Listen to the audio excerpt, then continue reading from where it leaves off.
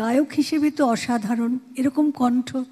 আর বাংলা গানে শ্যামলদা ছিলেন, কিন্তু উনি হেমন্তদার থেকে ছোট, কিন্তু হেমন্তদার কণ্ঠস্বর আমি জানি না আর আমি শুনতে পাবো কিনা এরকম। এবং সব মিলিয়ে এত ডিসিপ্লিন পারসন ছিলেন যে কখনো কোনো কাজ উনি ফেলে রাখতেন না, এটা আমি সব সময় দেখেছি। কত বাধা, কত রকম প্রবলেম হতো, কিন্তু উনি ঠিক আস্তে আস্তে করে যে না এটা করেই রাখি। তো কলকাতা বম্বে একসঙ্গে আমরা কতবার গেছি, কিভাবে যে আমরা কাজ করেছি, কিভাবে যে আমি দেখা হয়েছে আমাদের, সেসব ঘটনা এখন স্বপ্নের মতো মনে হয়।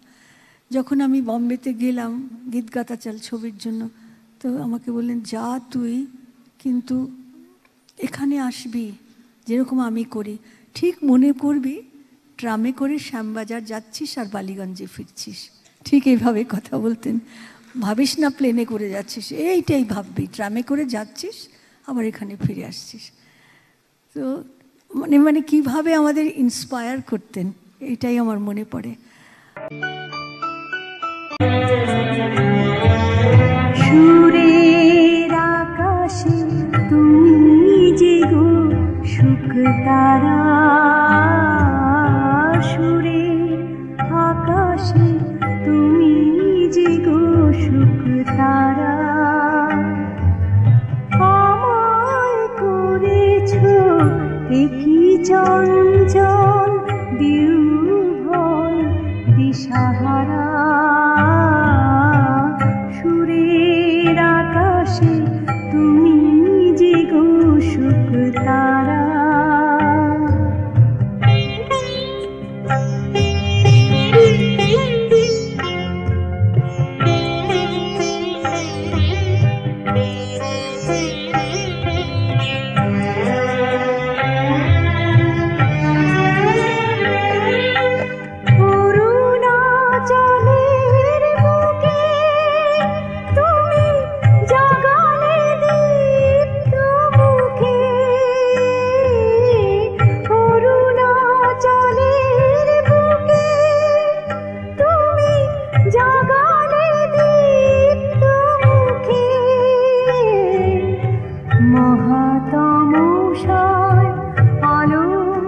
ঝর্ণা ধারা, আমি বিহ্বল দিশাহারা। সুরের আকাশে তুমি যে গো সুখ তারা,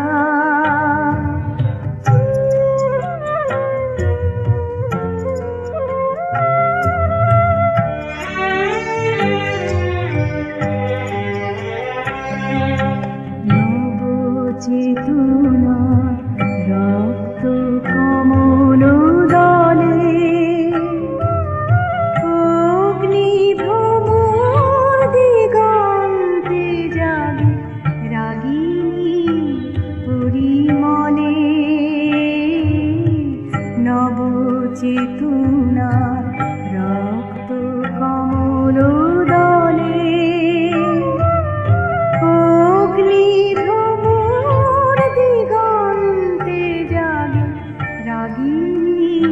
পরিমলে। মিছে হলো মোর জীবনের সন্তাপ, মিছে হলো মোর জীবনের সন্তাপ। গত রজনী শ্রুতি মিরে ভেঙেছ অন্ধকার, আমি বিহ্বল দিশাহারা। সুরের আকাশে তুমি যে গো সুখ তারা,